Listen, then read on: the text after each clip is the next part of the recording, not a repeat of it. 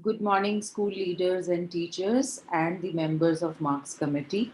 I am sure by now you must have finished the work on your rationale documents. You must have also done your moderation of marks and you would be now ready to upload your marks. So, what are the next steps? I am going to tell you step by step. So moderation अपना एक बनाने के बाद आप अब CBSE की website से अपने लॉगिन से एक एक्सेल शीट डाउनलोड करेंगे जो कुछ ऐसी दिखेगी जैसा मैंने अपनी स्क्रीन पर दिखाया है। आपका कॉलम ए में आपका स्कूल कोड स्कूल नंबर होगा जो मैंने एक इमेजिनरी डाला है।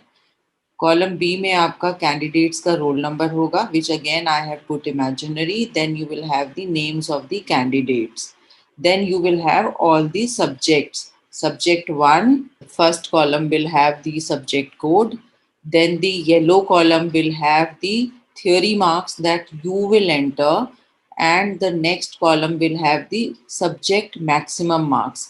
Supposing subject 1 is your English, so here there will be a blank column for you to enter the theory marks that you have allotted to a particular student, and then the next red column will show the maximum marks of subject 1.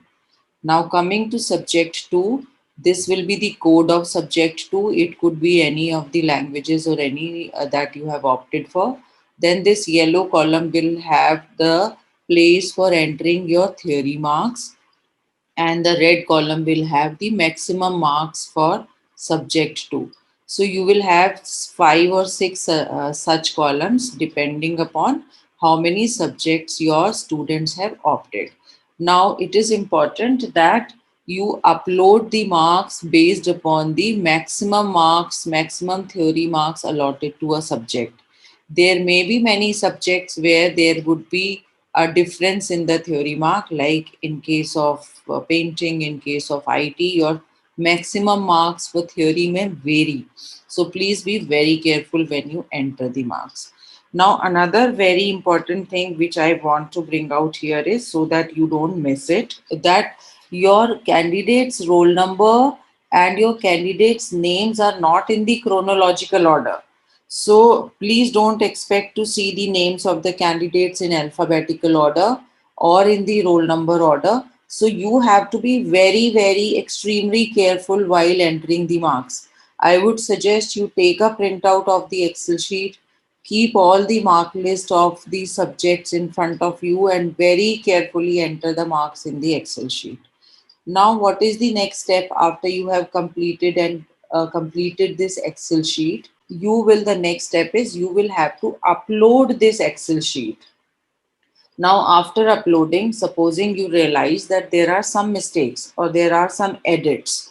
So, what you will do, you will be given an option by CBSE to generate a checklist. This checklist, once you generate, will give you different pointers and will give you different observations. For example, if your mathematics average is not as per the guidelines or is not falling in alignment with your historical data, then that observation will come in the checklist. So you have to, as per the checklist, you have to edit the marks, you have to make adjustments, you have to carry out the correction. Please remember not to finalize your data, not to finalize the submission of marks before you have generated the checklist.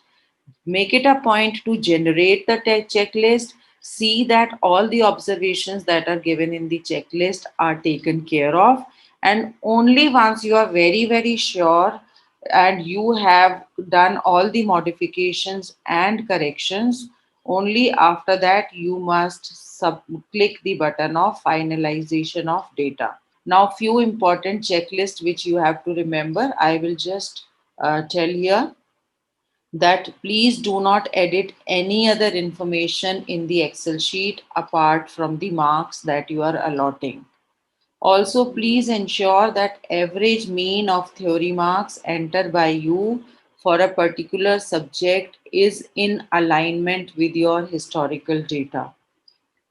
Number three, please ensure that total average, that is the mean of theory marks of your school in the current year is in alignment with the reference year.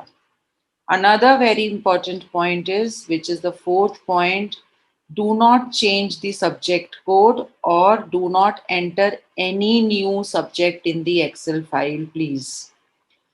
Number five, please remember marks should not be entered in decimal. They should only be the integer numbers.